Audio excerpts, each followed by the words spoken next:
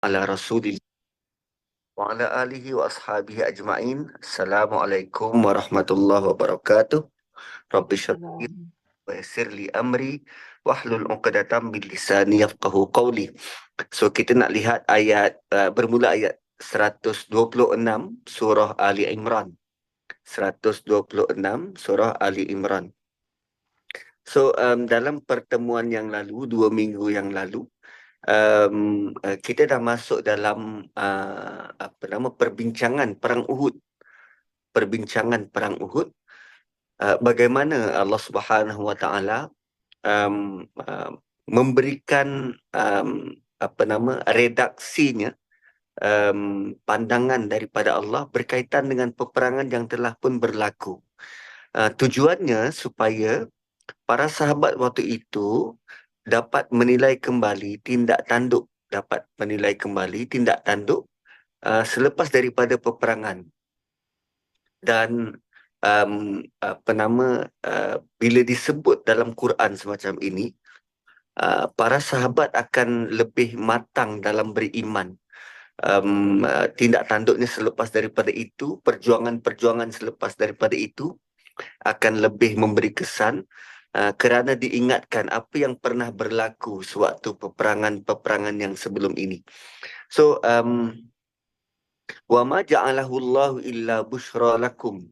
Dan Allah tidak menjadikan bantuan-bantuan itu melainkan sebagai berita gembira kepada kamu.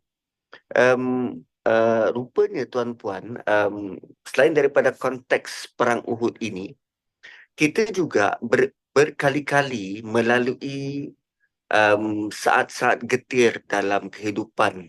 Kita pernah susah, bukan tak pernah susah. Sewaktu zaman kanak-kanak, zaman remaja, dewasa, dan sekarang kita sudah meningkat usia. Kita sudah melalui berkali-kali proses turun naiknya kehidupan. Ada ketika kita susah, ada ketika kita senang. Dan Allah sebut bahawa kami jadikan bantuan-bantuan itu sebagai bentuk khabar gembira kepada kita. Bantuan-bantuan yang kita kadang tak sedar itu adalah bentuk berita gembira, dan konteks ayat ni ditujukan sewaktu peristiwa Perang Badar. Mereka kan nak melalui Perang Uhud. Allah beritahu kami pernah beri bantuan berupa bala bantuan malaikat sebagai berita gembira bagi kamu. Tujuannya bila kita kenang Allah pernah beri kita bantuan, ketika kita hadapi kesukaran, hati kita menjadi tenang. Walitatma'inna qulubukum. Bila kita kenang bantuan yang pernah kita dapat, hati kita semakin tenang. Kerana kalau kita sedang hadapi sesuatu kesukaran, perkara pertama yang menyerang diri kita ialah sempitnya hati, sempitnya dada. Bila hati kita sempit, dada kita sempit, maka otak kita akan um, apa nama gagal berfungsi, sukar berfungsi dengan matang, dengan dengan baik. Keperluan dada kita ini lapang akan membantu tindak tanduk, cara berfikir, cara bertindak berubah dengan lebih baik, dengan lebih yakin. So, waman nasru illa min indillah. Tiada sebarang pertolongan kecuali datang daripada Allah Al-Aziz Al-Hakim. Allah guna perkataan Aziz, merujuk kepada satu kuasa yang takkan terkalah. Al-Hakim, begitu bijak bila Allah memberikan bantuan-bantuan. So, dalam kisah Perang Badar, Nabi pernah berpesan kepada para sahabat, tiada seorang pun dari kalian yang berperang pada hari itu, kecuali Allah telah menurunkan malaikat untuk membantunya. So, malaikat yang datang membantu sahabat-sahabat waktu Perang Badar itu, Allah kirimkan per orang. bukannya didatangkan satu pasukan untuk membantu seluruh pasukan, tidak, per orang.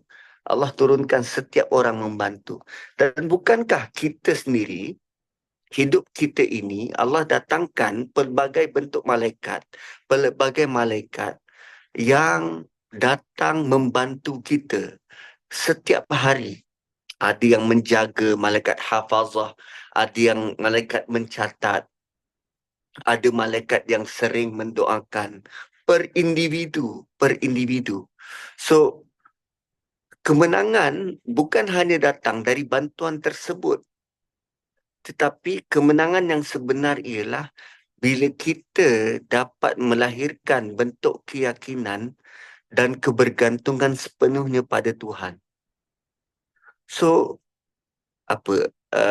menang, bentuk berjaya, malaikat, semua itu adalah alat-alat untuk menyuburkan hati supaya hati kita bertambah yakin, bertambah bergantung pada Tuhan. Silapnya manusia, bila dia nampak bantuan, bila apa yang dibuat berjaya, bila hidupnya semakin tenteram, bila perusahaan yang dia buat itu berjaya, bila dia belajar dia berjaya, bila dia cebur dalam bidang politik dia berjaya, bila dia dapat kemenangan, dia associate benda itu dengan material. Ini semua kerana tim aku. Ini semua kerana usaha aku. Ini semua kerana itu dan ini. Dia associate dengan material. Sekarang Allah beritahu, engkau menang, hatimu tenang, engkau nampak bantuan Allah, supaya hatimu yakin Allah yang beri. Bukan malaikat itu yang membantu, bukan itu, bukan ini, tidak. Tapi daripada Tuhan tu. Wa man nasru illa min indillah. So ayat 126 adalah tentang untuk kita kembali bertawakal kepada Allah. So kemudian kita masuk ayat 127. Okey, ayat 127. Liyaqta'a tarafam minal ladzina kafaru. Liyaqta'a tarafam minal ladzina kafaru au yakbitahum fayanqalibu khaibin. So, apa fungsi, apa tujuan Allah beri pertolongan? Allah beri pertolongan itu untuk membinasakan golongan orang kafir atau untuk menjadikan mereka hina, lalu mereka pulang kembali ke Mekah tanpa memperoleh apa-apa. Bila Allah sebut tentang qata'a tarafa, qata'a ni maksud dia potong. Qata'a ni maksud dia potong. So sekarang ni Allah kata apa? Liyaqta'a tarafam minal ladzina kafaru. Tujuan perang Badar itu supaya Allah potong. Kenapa Allah sebut potong? Kita punya gambaran begini selalu. Dalam setandan pisang, tak semuanya baik. Okay? Dalam setandan pisang, tak semuanya baik. So, kalau setandan pisang, ada pisang yang baik, ada pisang yang tak baik, apa kita buat pada pisang yang tak baik tu? Potong. Sekarang ni gambarannya, umat Muhammad ni, umat di bawah kendalian Nabi SAW, kan ramai sebab dia Nabi terakhir. Cuba bayangkan, Nabi berada di puncak, dia ada umat yang besar di bawah, cabang-cabang umat yang banyak dan besar di bawah. Dan umat yang besar ini tak semuanya baik. Tak semuanya baik. Sekarang kita zoom in kepada cabang Quraisy di Mekah. Okay, Nabi di atas, cabang Quraisy di Mekah. Tidak semua Quraisy itu baik. Tidak semua Quraisy itu baik. ayat ini digambarkan Allah potong cabang-cabang yang tak baik ni. Liyaqta'a tarafan minal ladzina kafaru. Yang kafir-kafir yang utama, yang paling terjal, paling degil, tak nak dengar Nabi ini, Allah potong, bunuh, matikan. Sebab tu perang Badar, 70 kafir Quraisy mati. Siapa 70 ni? Orang yang paling tegar memerangi Nabi. Antaranya Abu Jahal, antaranya Walid bin Mughirah. Ini memang apa nama? Memang core yang paling dahsyat, paling kuat menentang Nabi. Allah matikan suatu perang Badar. Au yakbitahum, atau menjadikan mereka malu, pulang dalam keadaan hina. Siapa lagi yang mati selepas pasca perang Badar ini? Abu Lahab. Cuma dia tidak mati dalam medan perang, dia mati kerana sakit. Dia mati kerana sakit. So, bila disebut qata'a tarafam minal ladzina kafaru, para sahabat terus ingat bagaimana Allah bantu untuk hapuskan musuh. Kita tuan-puan, kita hidup untuk dapatkan apa nama, untuk kita cuba untuk hidup dengan baik dan aman. Kan, tindak tanduk kita jaga dengan baik. Tapi kehidupan kita tidaklah sentiasa dihiasi dengan kapet merah dan bunga-bunga. Dah tentu akan ada orang yang tak suka, orang yang dengki, orang yang khianat dengan kita. So sekarang ni, kaitan ayat 126 dengan 127 ialah, kalau kita terus-terusan meletakkan keyakinan, kekuasaan pada Allah, mengembalikan pengharapan hanya pada Allah, bertawakal hanya pada Allah, Allah pasti akan bantu kita untuk memotong orang-orang yang bermusuhan dengan kita. Untuk memotong, mengeratkan, menggunting penghalang-penghalang kita untuk berjaya.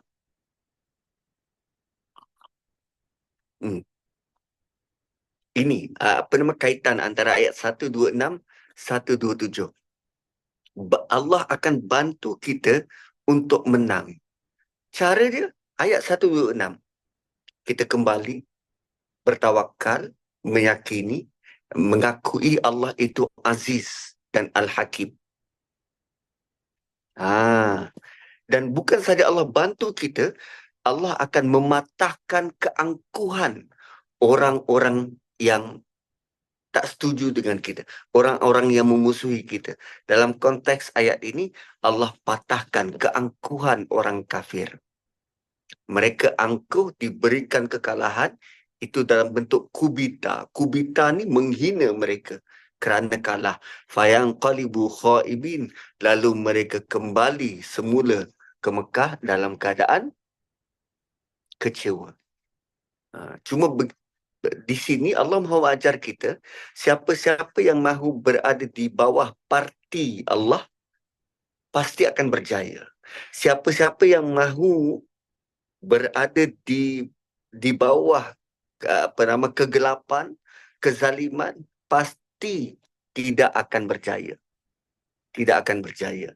Dan Nabi pernah menyatakan pada hari Badar, Allah turunkan malaikat untuk membantu para sahabat dalam pertempuran.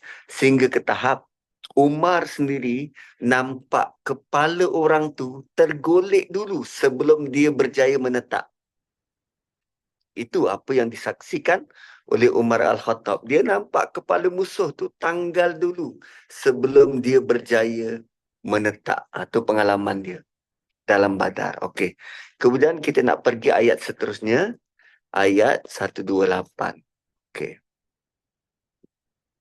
Laisa laka minal amri syai'un aw yatuba alaihim au yu'adzibahum fa innahum zalimun.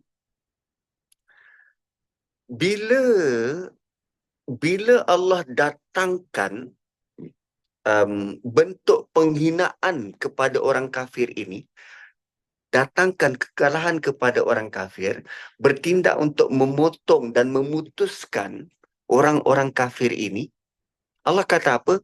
Kamu takkan boleh campur tangan dalam urusan mereka. Urusan apa ni?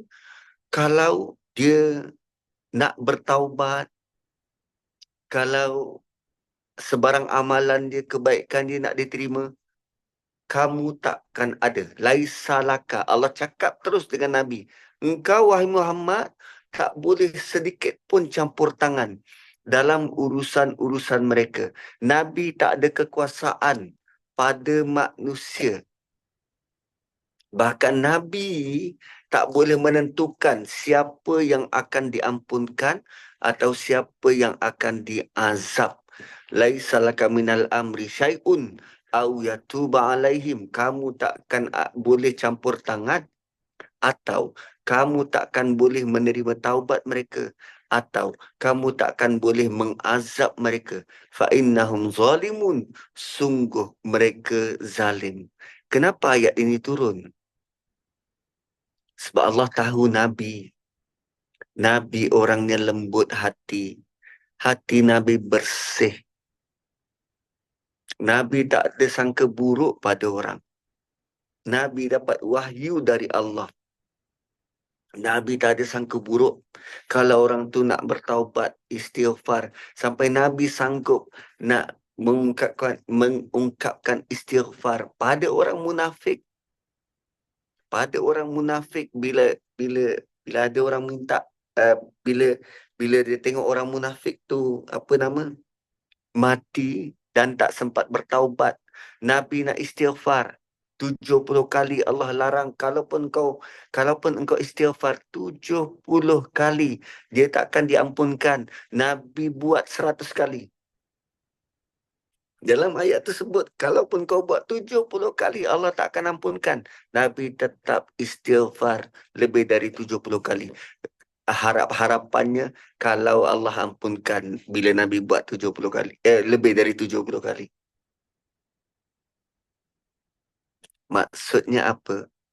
Ketika kita hidup, kita masih ada peluang untuk mengikut tindak tanduk Nabi, untuk bertaubat atas kesalahan, untuk berdoa mengelakkan azab. Tatkala kita sudah mati, tak sempat bertaubat, tak ada sebarang doa melindung dari azab, tidak mahu taat pada Nabi, itu jam. Allah berkuasa penuh. Nabi tak boleh nak campur tangan, hatta nak bagi syafaat, tak ada. Segala keputusan tentang pengampunan, tentang pembalasan, tentang untung baik dan untung tak baik adalah hak prerogatif, hak mutlak Allah Subhanahu Wa Taala.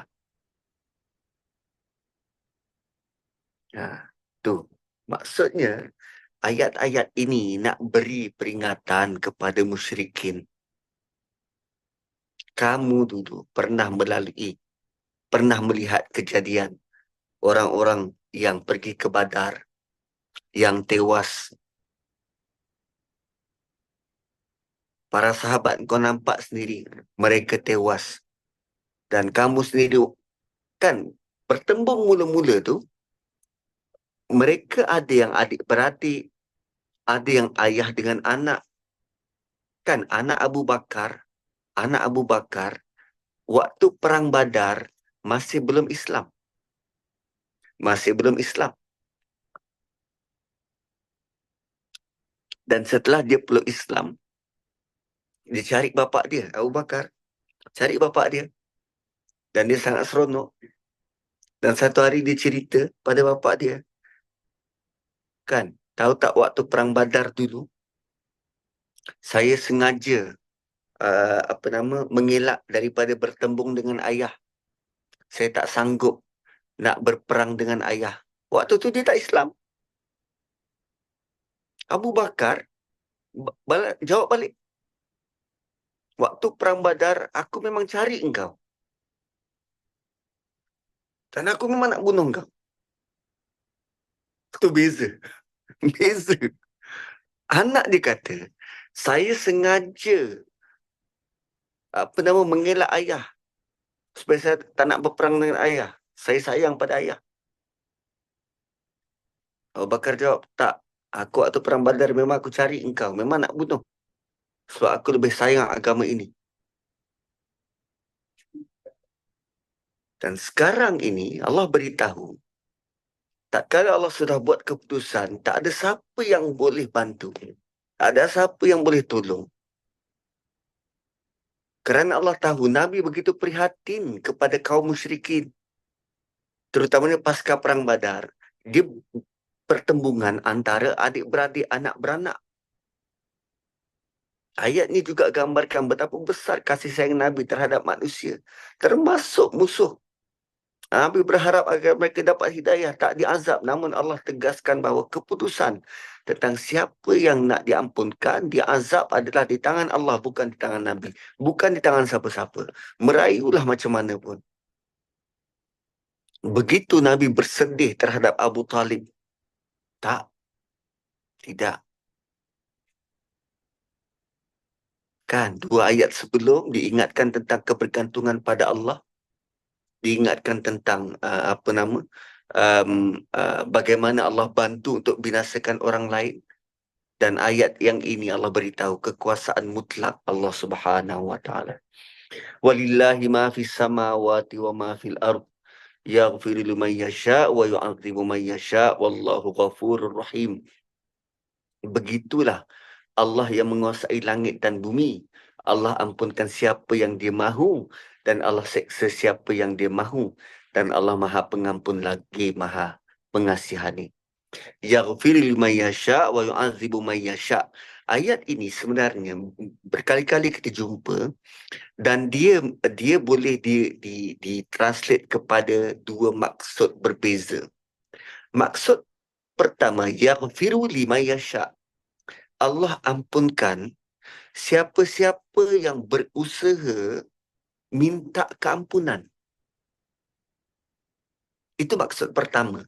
Yaghfiru liman yasha'. Maksud kedua, maksud yang biasa kita lalui.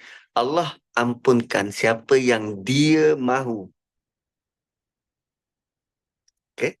Maksud pertama tadi, Allah ampunkan mana-mana individu yang mahu minta keampunan. Yang berusaha untuk diampunkan. Maksud pertama, man yasha' tu individu. Kalau kita mahu diampunkan, kita bertaubat, kita istighfar, kita perbaharui niat, kita perbaiki kehidupan. Itu bukti yang kita mahu diampunkan. Maksud kedua ialah Allah ampunkan siapa-siapa yang Allah mahu diampunkan. Begitu. Yaghfir liman yasha' wa yu'adzibu man yasha'. Yang itu part bahasa Arab lah. So perbezaan dua maksud itu. Satu, siapa-siapa yang Allah mahu ampunkan, Allah boleh ampunkan. Dan maksud pertama tadi, siapa-siapa yang berusaha untuk diampunkan, ya, Allah akan ampunkan. Ya ayyuhalladzina amanu, wahai orang-orang beriman. Ayat 130. Saya minta maaf, saya tak boleh nak sharekan skrin sebab tengah guna handphone. Kalau dekat rumah tu bolehlah kot share skrin, kat sini tak dapat. So, ya ayyuhalladzina amanu, wahai orang beriman. Janganlah kamu makan riba dengan berlipat ganda. Tiba-tiba masuk ayat riba. Apa hal? Kan sebelum ni tentang perang. Sekarang tentang riba. Apa connection, apa kaitan? Allah beritahu kan, perang adalah saat yang paling crucial untuk survival kan. Saat paling crucial untuk survival, untuk terus hidup, untuk pertahankan diri. Perang kot. Dan dalam peperangan, kita perlu kepada sumber keuangan. Sumber keuangan. Walau macam mana pun getir kehidupan tu, Allah kata jangan makan benda haram. Jangan makan riba. Walau macam mana getir pun, walau macam mana perlu pada duit pun, dalam suasana perang, jangan terlibat dengan riba. Jangan terlibat dengan benda yang haram. Nah, itu connection antara ayat di atas dan ayat ini. So, wahai orang beriman, janganlah kamu makan riba. Adha'afan mudha'afah.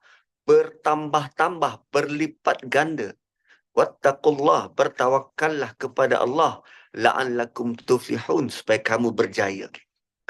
Kalau kita perhatikan, kerap kali ayat-ayat berkaitan dengan keuangan, riba, kemudian nanti kita akan lalui, kalau dalam surah Nisa kita lalui tentang pembahagian harta. Dalam surah Baqarah sebelum ini, kita lalui tentang ayat sebelum puasa, tentang perwarisan. Semuanya akan diselitkan ingatan takwa. Tentang duit, tentang ekonomi, tentang keuangan, nasihat paling utama ialah takwa. Wattaqullah, tentang takwa. Kenapa? Hanya orang bertakwa yang boleh menguruskan keuangan dengan baik dan sempurna. Hanya orang bertakwa yang boleh menguruskan keuangan dengan baik dan sempurna. Takwa tu besar maksud dia. Antara maksud dia ialah jaga diri daripada bakaran api neraka, jaga diri dari menipu, jaga diri daripada pecah amanah, jaga diri daripada makan rasuah atau takwa. Seorang yang pecah amanah, dia tak ada takwa. Orang yang menipu, dia tak ada takwa. Satu kalau mau lantik, apa, bendahari yang menjaga keuangan, auditor, bendahari yang cemerlang ialah bendahari yang bertakwa. Menteri keuangan yang cemerlang ialah menteri yang bertakwa. So, macam mana nak membina individu bertakwa? Dalam konteks ayat ni, riba memang jelas melarang amalan riba. So kalau orang yang menjaga duit ini bertakwa, dia tak akan terlibat dengan riba. Dia tahu haram. Riba apa dia? Satu amalan yang menindas. Kenapa riba tu haram? Sebab dia menindas. Bukan sebab dapat banyak duit. Tak. Untuk dapat duit lebih banyak itu harus. Tapi bila dia melibatkan penindasan, dapat untung lebih dengan cara yang tidak adil, menindas orang dalam keadaan susah, dan dia menekan kezaliman, mengambil harta dari orang lain dengan cara yang tidak sah. Riba ni dia memberi keuntungan satu pihak je. Kan, janganlah kamu memakan riba. Kan, Allah beritahu tentang keadaan sosial waktu tu. Zaman sebelum Islam, bahawa riba ni jadi amalan biasa. Orang yang kaya semakin kaya. Orang kaya dimanfaatkan keadaan untuk tindas orang-orang miskin ni. kadar faedah yang tinggi. Kan macam Along. Dahlah di unwritten punya, tidak tertulis punya perjanjian. Kemudian sesuka hati menetapkan berapa kadar, berapa peratus. Bukan by bulan, bukan by tahun, peratus ni. By bulan, kadang by hari. Kan pernah masuk dalam mana harian Metro, seorang guru, dia konsisten bayar hutang dia pada Along. Bila dikira-kira, hutang dia waktu tu 5,000 je. Tapi dia bayar pada Along lebih daripada 25,000. Tu punya penindasan. Kan? So ayat ini turun untuk hapuskan amalan tu. Mengembalikan keadilan dalam urusan ekonomi.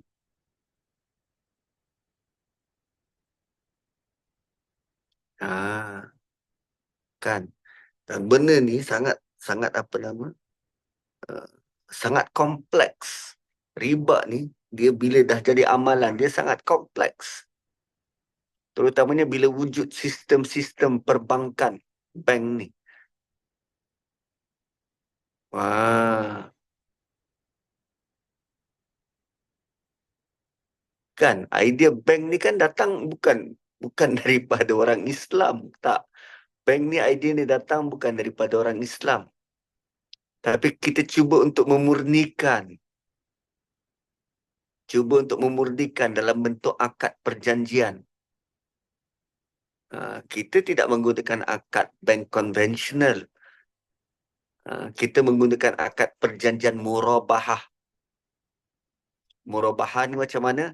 Katalah, anti ada duit. Saya tak ada duit. Saya nak beli iPhone. Saya tak ada duit. Saya tahu anti ada duit. Anti Noriah ada duit. Jadi anti Noriah belikan saya iPhone 6,000. Belikan 6,000. Dan anti jual semula pada saya dengan harga 7,000. Anti beli cash 6,000, anti jual pada saya 7,000 dan nanti kata, okey Ustaz, Ustaz bayar beransur-ansur. Itu yang dibuat oleh bank-bank Islam ni. Dan dikiralah sebab pertama kita nak tahu juga berapa peratus keuntungan tu. Tu yang ada margin 3%, 4%, 5% tu. 3% tu berapa tahun? Setiap tahun 3% atau 3% daripada seluruh pinjaman? Yang tu perdebatannya panjang. Ada bank setiap tahun 3%. Kalau 30 tahun, darablah 30, berapa peratus? Itu yang kita punya harga rumah 200,000, kita bayar 300,000. Sebab 30 tahun, setiap tahun 3%. Begitu. Bank ni bijak. Sebab dia mahu untung. Quran pernah menegur sikap bank-bank ni, sikap orang kaya. Harta itu berlegar antara mereka. Part bank tu itu lain kali. Tapi begitulah Allah. Agama ini turun untuk menegakkan keadilan sosial. Agar semua orang boleh dapat pemilikan yang adil dan saksama. Yang tu kena apa nama? Melihat kajian lanjut tentang keberkesanan bank untuk memastikan keadilan sosial. Yalah, bayangkan waktu COVID. Waktu COVID, bank masih catat keuntungan. Sedangkan seluruh dunia industri rugi. Kita minta moratorium 6 bulan. Dia cuma panjangkan tempoh pinjaman. Dia tak write off pun 6 bulan hutang kita, tak. Dia panjangkan tempoh pinjaman. Dan yang pasti akan tetap terus meningkat kadar dia. Wih, dahsyat kan? Dahsyat. So Allah beritahu, hai orang beriman, la ta'kulur riba, jangan makan riba. Dan bila ayat ni turun dalam konteks perang, dalam keadaan krusial antara hidup dan mati pun, jangan makan benda haram. At'afam mudha'afah, yang berganda-ganda. Dan sekarang Allah beritahu tentang takwa sebagai solusi. Allah ingatkan bahawa untuk elak diri daripada amalan-amalan zalim ini, kan, bila kita handle wang, bila kita handle wang, manusia ini dia ada kecenderungan untuk mahu lebih dan lebih. Ha, contoh mudah, kita boleh cuba anak kita bahagikan 3 apple kepada 2 orang. Satu dapat sebiji apple, yang seorang lagi dapat 2 biji apple. Tanyakan yang dapat 1 biji apple, dia happy tak? Tak, dia tak happy sebab pihak lagi satu dapat 2 biji apple. Kita takkan pernah puas kalau kita dapat kurang daripada orang lain, sedangkan dapat sama apple. Kan, contoh lain, kalau saya pinjam Anti Noria, Anti, boleh tak pinjam 100? Terus tak, bagi Ustaz PQR, saya forward sekarang. Tapi kalau saya kata boleh tak pinjam 10,000? Tindakannya sama, pinjam. Kan, permintaannya sama, pinjam. Tapi berubah nombor, berubah perasaan. Hai, 10,000 Ustaz? Boleh tak pinjam 1 juta? What? 1 juta? Kan lain. Hanya dengan berubah nombor, perasaan kita lain terhadap orang yang berada depan kita. Lain. Satu, bila sebut tentang wang, tentang harta, semakin bertambah nilai, dia akan merubah perasaan kita. Sedangkan ungkapannya sama. Boleh tak pinjam? Nilainya itu yang merubah perasaan. Pinjam 10, tak ada hal. Pinjam 100. Okey. Pinjam 1,000. Bila nak bayar balik? Kan. Pinjam 100,000. Berat juga tu. Kan. Emosi itu sudah berubah. Hanya dengan nilai yang bertambah. So, sebab itu Allah sebut tentang takwa. Takwa sebagai solusi. Dan Allah ingatkan tentang kekal bertakwa, kita akan dapat untung hakiki. Tu, Allah meletakkan jurang perbezaan antara untung dunia melalui riba, yang kita nampak berganda, dapat lebih banyak untung dunia, dan untung sebenar, la'allakum tuflihun, untung sebenar, untung hakiki. So, dua dimensi besar dalam ayat 130. Untung dunia yang kita nampak pertambahan, dan untung yang sebenar, untung hakiki, la'allakum tuflihun. Begitu juga kalau kita nak lihat betapa Nabi memberikan larangan yang sangat keras terhadap orang-orang yang makan riba. Nabi sebut Allah melaknat orang yang memakan riba, yang memberi riba, pencatatnya, dan 2 saksi. Mereka semua sama. Bukan saja yang makan riba, yang memberi riba, tukang tulis, dan 2 orang penjamin. 2 orang saksi. Dengan saksi dengan penjamin semua sama. Begitu level riba. Tak jauh beza dengan arak. Arak ada 7 orang yang terlibat.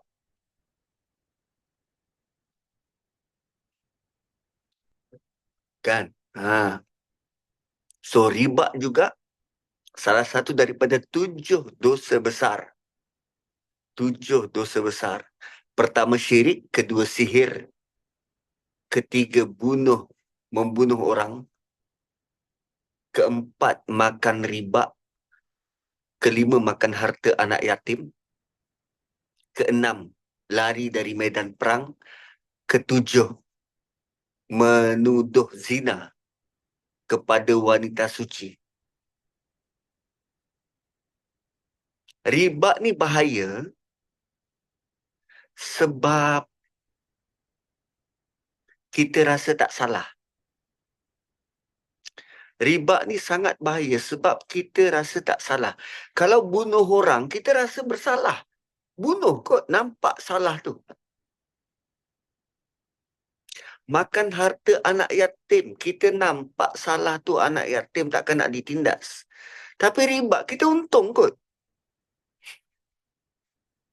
Riba ni kita untung. Pinjam bank tak boleh nak dielak, betul. Maka pilihlah pinjaman yang jelas akadnya.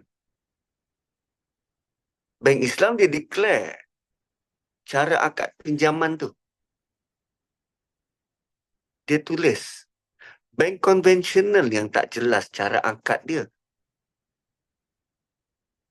Beza antara bank Islam dengan bank konvensional ialah akad. Cara bagaimana aku janji tu dibuat. Sama macam kalau kita guna credit card. Credit card. Kita sangat mudah terjatuh ke kancah riba kalau kita mengekalkan hutang tu tak dibayar. Tapi kalau kita guna instrumen credit card itu untuk memudahkan membeli, urusan membeli, lepas beli kita top up, bayar terus, itu tak jadi masalah.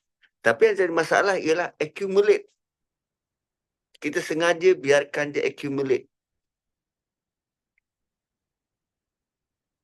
Begitu.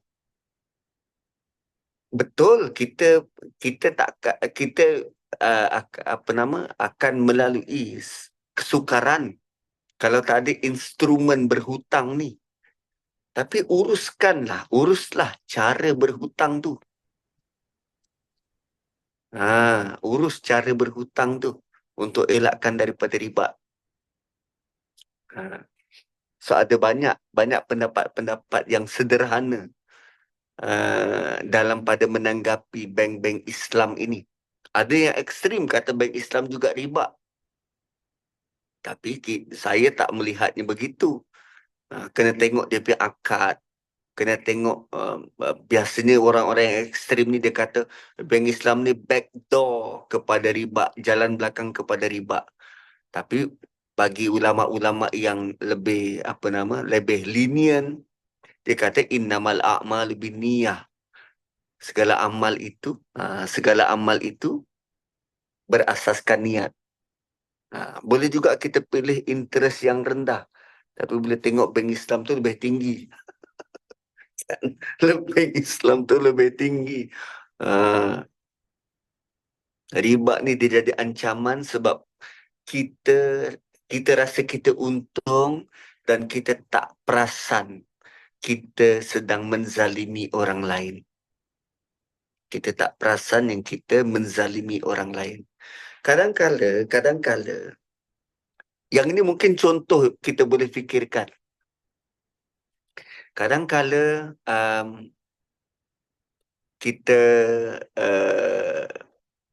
apa nama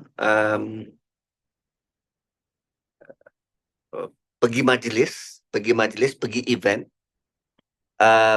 kan orang bagi kita mineral water. Bagi kita mineral water. So, bila kita minum, minum separuh tak habis, nak bawa balik sayang. Kan? Nak bawa balik. Nak buang sayang sebab masih ada. Jadi apa yang kita buat, kita letak je dekat atas meja. Nak buang sayang sebab masih ada, kita letak je atas meja. Datang orang baru, Dia buka botol baru, dia tak minum botol sedia ada. Dia buka botol baru, minum-minum tak habis juga. Letak sebelah. Datang orang baru, ambil lagi, letak. Bukankah itu tindakan menzalimi? Cuma bagi kita tak. Sedangkan air itu masih boleh diminum. Oh, tak boleh Ustaz.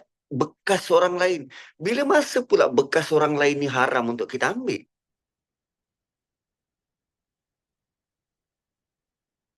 Dia dah tuntun dekat mulut tu Ustaz. Air itu suci lah. Air itu suci. Kan tuanglah kat gelas. Itu kalau yang bekas-bekas ni, bekas-bekas kita kata sisa daripada orang ni, kalau dikumpul-kumpul, boleh buat 2-3 botol lain. Tapi tak, kita tak lihat dia begitu. Kita lihat, oh itu bekas orang lain. Bukankah itu tindakan membazir dan menzalimi? Kan? Tapi kalau cakap dekat orang rumah saya, dia memang tidak setuju dengan pendapat saya. Bagi saya, ini belum habis. Habiskan lah. Kan? Kita nak, kita niat untuk selamatkan daripada pembaziran. Itu kan akan ada bantuan bentuk keberkatan, pertolongan daripada Tuhan. Yang kita tahu pembaziran itu adik-beradik syaitan. Arahan daripada Quran. Jangan membazir. Usaha kita untuk tidak membazir itu. Keberkatannya apa? Kita takkan diberi mudarat. Wah, ya. Saya waktu mengiringi hakim ni. Ada hakim daripada Pahang. Hakim, apa nama, Tilawah Antarabangsa ni. Datuk Faizul dari Pahang. Lepas daripada makan-makan tu, saya cakap, Tok, saya seminggu ni, saya tak ambil nasi. Tapi kalau kat rumah tak boleh, Tok. Kena ambil nasi juga. Kang nanti tak masak pula seminggu tu. Kan muncung pula orang kat rumah tu. Tak makan saya seminggu. Lepas tu dia kata macam ni. Ustaz, Ana berpendapat begini. Ya, kalau kat luar kita boleh jaga makan. Tapi Ana yakin kalau kita jaga perasaan orang di rumah. Orang rumah masak kita makan. Anak-anak makan tak habis kita makan. Saya yakin bahawa makanan-makanan itu akan ada nilai kesihatan dari Allah. Makanan-makanan itu takkan datangkan mudarat pada kita. Percayalah Ustaz. Oh, start daripada tu, bila dengar nasihat macam tu, azam saya. Apa pun orang rumah masak. Bagaimanapun anak-anak tak habis makan. Inilah jiwa yang akan berkorban untuk anak-anak. Kan? So, nak selamatkan keluarga daripada terjatuh ke lembah membazir itu. The first place kita kena apa nama? Kena budget lah berapa banyak yang kita nak makan. Kan? Macam mana kita nak belajar daripada Jepun? Mereka pandai nak budget, makan ambil untuk portion dia je. Sampai tak membazir. Wah, kita kena banyak belajar. Menahan diri, takwa tu, nilai-nilai tambah itu perlu ada. Hanya bab makan. So, kalau tak, kita akan lebih lebih banyak melakukan kezaliman. Oh, betul, nak masak tu penat. Alih-alih tak makan, lepas tu dibuang macam tu. Wih. So, kalau kita lihat jujukan ayat, kondisi perang, Allah beri bantuan. Kenapa Allah beri bantuan? Kemudian jangan zalim. Sebab orang yang zalim Allah tak bantu. So mungkin juga kerana tindakan-tindakan kita, kezaliman-kezaliman yang kita buat itu, hidup kita kadang-kadang sukar, susah, tak bahagia. Mungkin daripada itu tak datangnya bantuan-bantuan melapangkan dada kita. Kan? Unus. Ah, jadi tindakan-tindakan kecil ini untuk hasilkan perkara yang lebih besar masa akan datang. Okey. Next, wattaqun narallati uiddat lil kafirin. Cuba tengok ayat riba. Allah sebut wattaqullah yang pertama, disusuli wattaqun nar. So, ini adalah bentuk penegasan luar biasa. Riba itu perlu dibenteras menggunakan nama Allah. Takwalah kepada Allah. Engkau akan berjaya. Yang kedua, takutlah api neraka tu. Kalau tadi janji kejayaan, kalau janji kejayaan itu tidak cukup kuat, maka sekarang Allah ancam dengan neraka. Kau tetap nak makan riba, takutlah neraka tu. Allah ancam dengan neraka. Dan neraka ini dijanjikan kepada orang kafir. As if Allah nak bagi tahu. Kalau engkau kekal mahu makan riba, sebenarnya engkau sedang berpaling ingkar terhadap ayat-ayat Tuhan. Orang yang ingkar, berterusan ingkar, akhirnya dia kufur. Orang yang kufur, selayaknya diazab di neraka.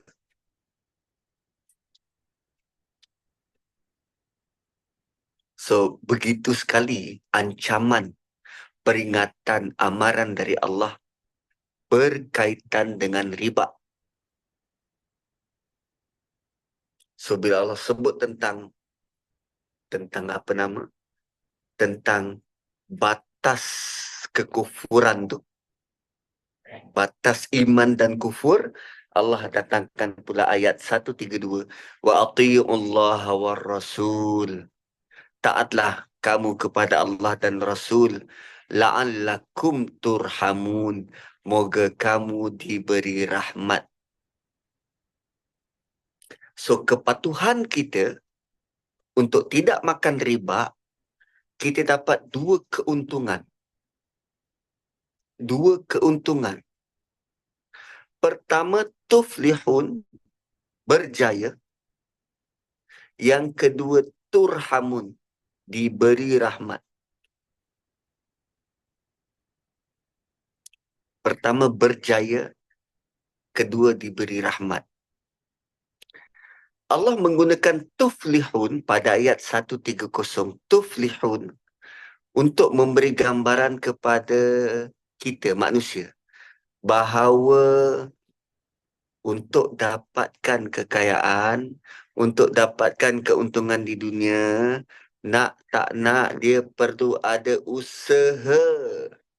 Kena ada tanam biji benih, jaga biji benih, usaha macam pesawah, peladang dan petani tu.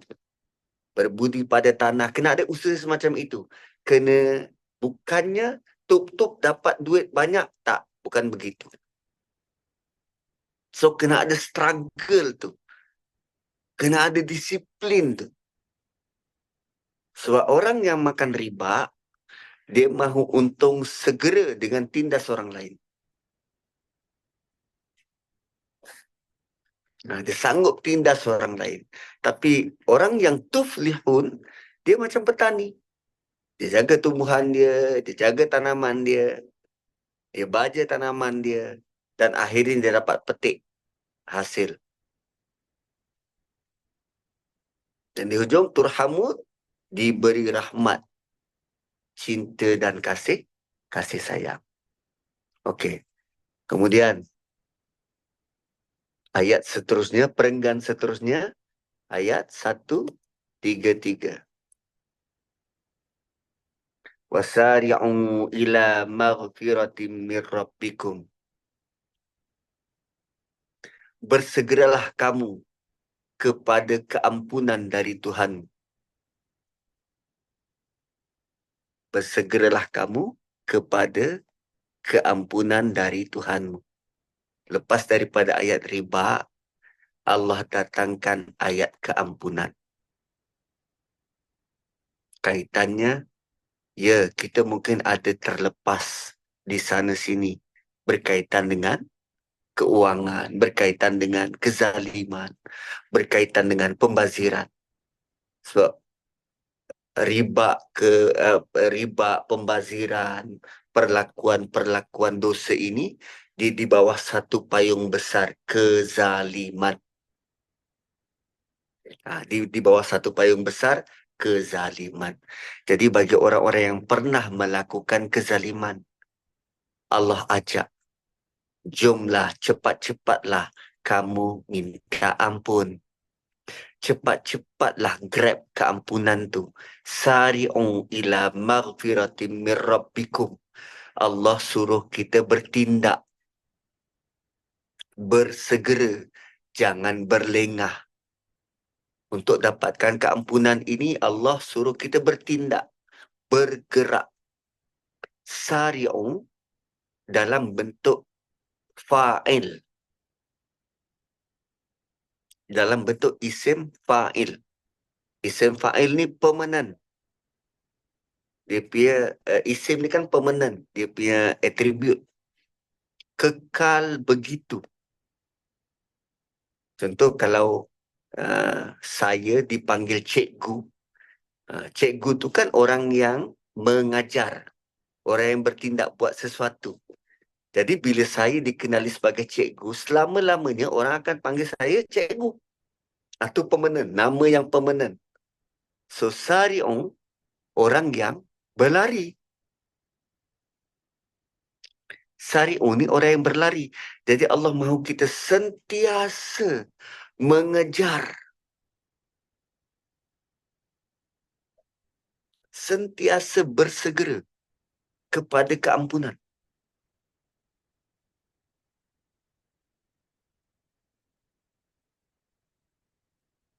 So hari ini dah istighfar belum? Berapa kali istighfar hari ini?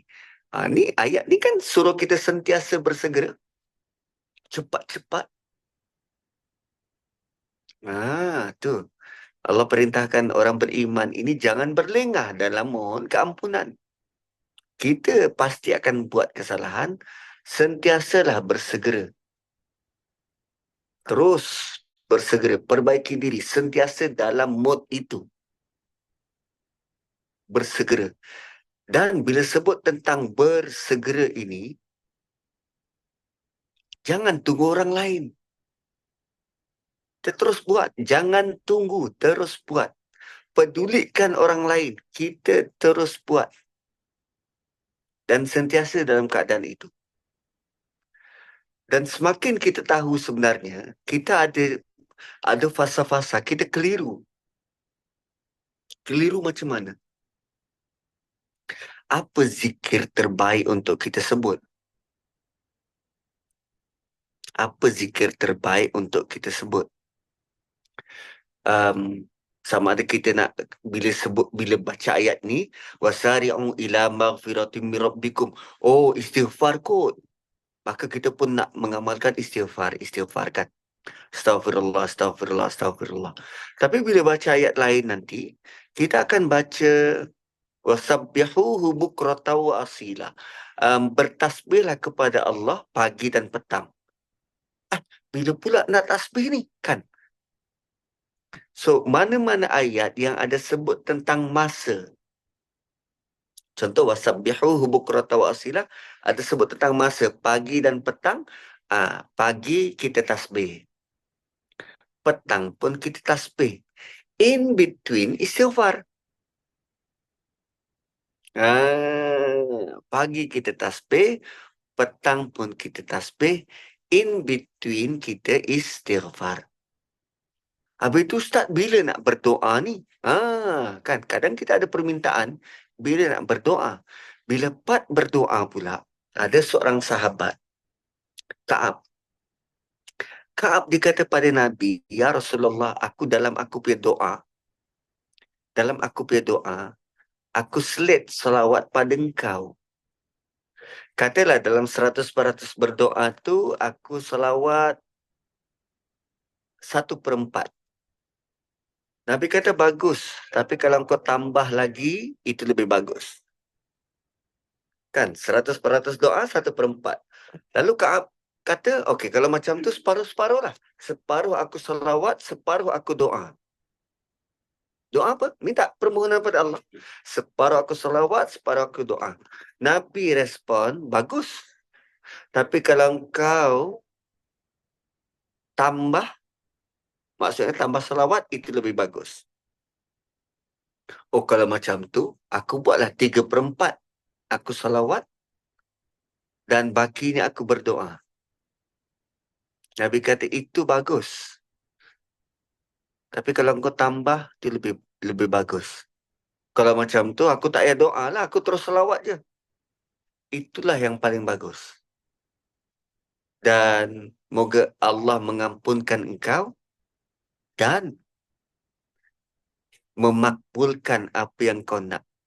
Mencukupkan keperluan. Kita doa ni, apa tujuan kita doa? Kita nak minta apa yang kita nak. Kan? Doa tu ialah kita mohon apa yang kita nak. Sekarang soalannya ialah, Allah tahu tak apa yang kita nak? Kita tak sebut pun Allah tahu. Malah Allah lebih tahu apa keperluan kita. Kadang kita pun tak tahu. Kan? Macam aunty tadi, waktu tengah hari tadi, kan lapar. Bila lapar, perempuan terutamanya, dia tahu ke dia nak makan apa? Lapar tapi tak tahu nak makan apa. Tengok, nak makan apa pun kita tak tahu. Tapi Allah tahu tak apa yang kita nak? Tahu. So, rupanya Nabi punya pesan, teruskan salawat, Allah akan makbulkan apa yang kita mahu dan Allah akan ampunkan kita. Ampunkan? Oh, bukan istighfar. So semakin kita tahu, rupanya salawat tu dia punya nilai luar biasa besar. Salawat tu nilainya luar biasa besar. So, bila tuan-puan dah tahu begini, you choose, you nak buat apa? Nak istighfar ke, nak salawat ke, nak tasbih ke. Yang penting tahu apa yang kita buat. Ada orang lupa nak salawat, istighfar. Istighfar je, istighfar. Siang, malam, pagi, petang, istighfar. Buat je apa yang kita tahu. Nak mencari yang lebih, boleh. Tapi pastikan kita benar-benar tahu apa yang lebih itu. Ayat ni bagi tahu, bersegeralah kepada mohon keampunan pada Tuhan. Wa jannatin arduhas samawati wal ard. Allah kata, syurga itu luasnya lebih daripada apa yang ada di langit dan di bumi. Dengan kita minta keampunan, Allah terus sebut ganjaran. Tanpa perlu berbahasa bahasi. Macam mana kata tanpa perlu berbahasa bahasi? Macam ni. Tuan-puan, siapa yang lulus ujian ini, dia akan dapat kereta. Kan? Kalau dia pergi pengumuman, tuan-puan, siapa yang lulus ujian ini, jawab dengan baik, dia akan dapat kereta. Sekarang saya ubah ayat. Tuan-puan lulus, kereta menanti. Tanpa perlu sebut, dia akan dapat kereta. Ganjarannya kereta, tak. Allah tak sebut ganjarannya ini, dia akan dapat ni. Tak. Allah kata, siapa yang bersegera minta ampun, syurga. Tak ada dah. Ayat tengah-tengah tu tak ada. Seolah-olah nak bagi tahu, memang nak bagi. Tak perlu dah bahasa-bahasa, bunga-bunga bahasa. Tak. Jannatin arduha samawati wal ardu uiddat lil muttaqin. Dijanjikan, disediakan kepada orang bertakwa. Itu bentuk ayat ni. Malah jannatin arduha samawati wal ardu sepatutnya di belakang. Kan? Siapa yang bersegera minta ampun, dijanjikan kepada orang bertakwa syurga yang luasnya langit dan bumi. Itu kalau ayat kita susun. Tapi Allah nak bagi tahu siapa yang buat, dia dapat syurga. Siapa yang dapat syurga ni? Janji kepada orang bertakwa. Oh, sebelum itu, ayat-ayat sebelum ni, berapa kali Allah sebut wattaqu? Jeng jeng jeng. Pertama wattaqullah, yang kedua wattaqun nar. Di sini Allah kata uiddat lil muttaqin, disediakan kepada orang bertakwa. Takwa tu latihannya macam mana tadi? Harta.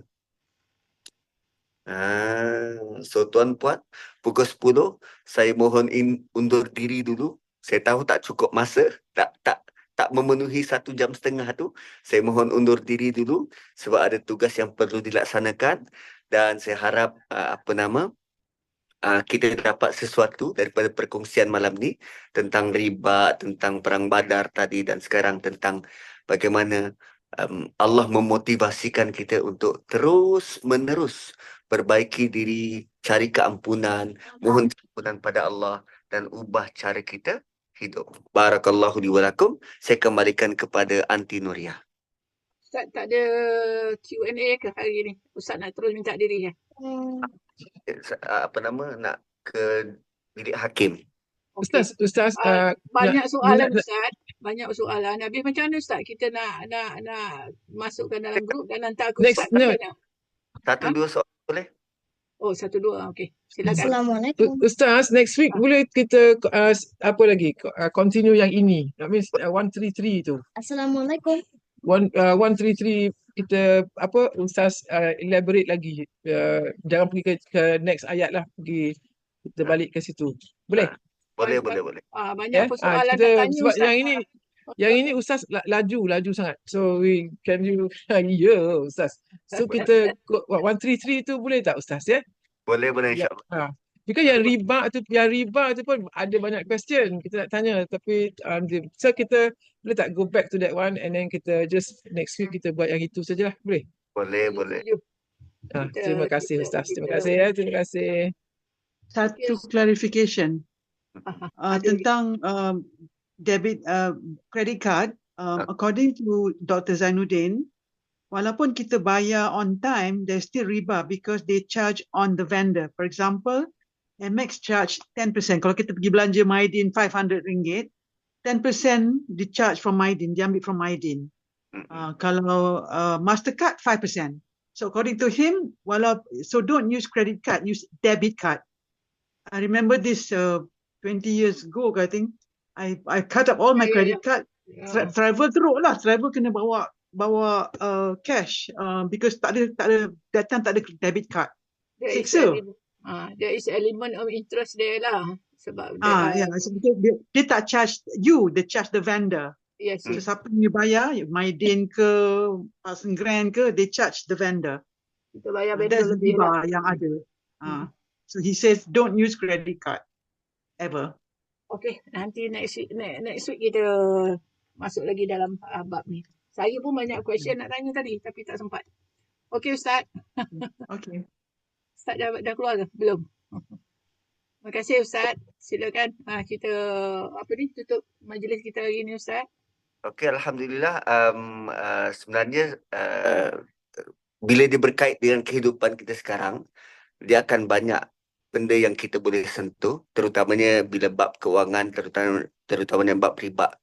Dan semoga Allah memberikan kita kefahaman yang lebih mendalam terhadap perkara-perkara ini dan menyucikan apa yang kita pernah lalui dan akan lalui, terutamanya apa yang bakal kita wariskan kepada anak-anak kita.